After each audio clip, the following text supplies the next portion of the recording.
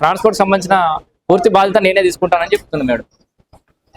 సరే మీరు ఏం కోరుకుంటున్నారంటే? లేదు మేడం, లేదు సార్. అది ఏమైందంటే మేము ఫస్ట్ ఈ ప్రజెంట్ సిచ్యువేషన్ ఏంటంటే మేము వెళ్ళడానికి లేదు. వాళ్ళు ఎవరో వస్తే స్టాఫ్ మొత్తం ఇక్కడికి రావాలి. మా పరిష్కారం అయితే నుంచి పోతాం. ఈ స్టాఫ్ మొత్తం నిర్బంధం చేస్తాం. ఒక రూమ్ లో తాళం మీద వాడేస్తాం. వాళ్ళు వస్తారు చూద్దాం, అంతేగా. ట్రాన్స్పోర్ట్ ఎప్పటి విషయం కాదు. ట్రాన్స్పోర్ట్ అనేది ట్రాన్స్పోర్ట్ అందరూ రావాలి. వాళ్ళకి చెప్తే వాళ్ళు వస్తారు కదా.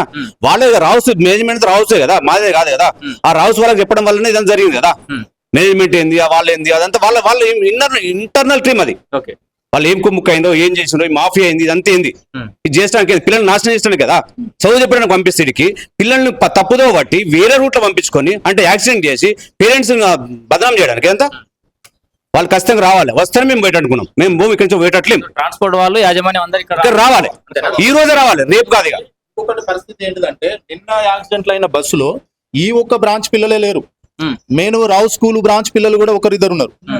ఆయన ఈ మేడం ఇక్కడ ఉన్న ప్రిన్సిపల్ మేడం వచ్చింది, మరి వాళ్ళు ఎందుకు రారు? వాళ్ళ బ్రాంచ్ వాళ్ళు కూడా ఉన్నారు కదా. వాళ్ళ బ్రాంచ్ వాళ్ళు ఉన్నప్పుడు ఇక్కడ మేడం వచ్చి మరి మా పిల్లలకి ఇట్లా అయింది అనేది ఏమి వచ్చినట్టు ఆమె కూడా వాళ్ళు కూడా రావాలి కదా.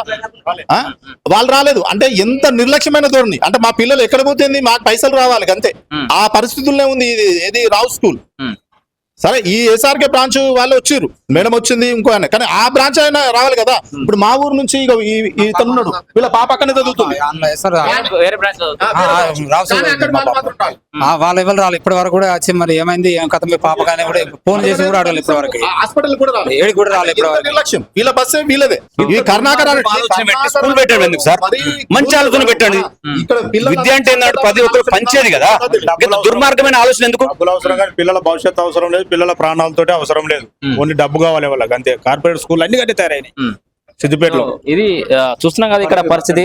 తల్లిదండ్రులు అయితే అందరూ ఖరాఖండిగా చెప్తున్నారు, యాజమాన్యం రావు స్కూల్ యాజమాన్యం ఖచ్చితంగా ఇక్కడికి రావాల్సిందే, మాకు సమాధానం చెప్పి తీరాల్సిందే. అట్లాగే ట్రాన్స్పోర్ట్ సంబంధించిన ఇన్ఛార్జీలు కూడా ఇక్కడికి రావాలి. ఎందుకంటే ఈరోజు ప్రాణాలతో బయటపడ్డారు కాబట్టి సరిపోయింది. ఒకవేళ ప్రాణాలకి ఏదైనా అపాయం జరిగితే అప్పుడు ఇట్లనే ప్రవర్తించే వాళ్ళ అన్నట్టుగా కూడా వాళ్ళైతే ఖరాఖండిగా తేల్చేసి చెప్తున్నారు.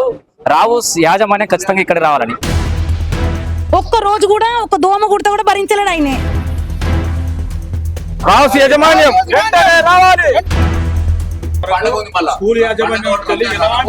వెనకాల కూర్చుందా, సీట్లో వెనక కూర్చుందట, వెనక నిలబడ్డదట, కూర్చోలే. కాదు మేడం, ఇప్పుడు అకాడమిక్ ఇయర్ స్టార్ట్ అయ్యే ముందుకి అడ్మిషన్లు కూడా తీసుకుంటారు. ఇప్పుడు అడ్మిషన్కి ఎవరైనా వస్తే తీసుకుంటారు కదా, మాట్లాడతారు కదా. మీరైతే ఆ రెస్పాన్సిబిలిటీ తీసుకుంటారు.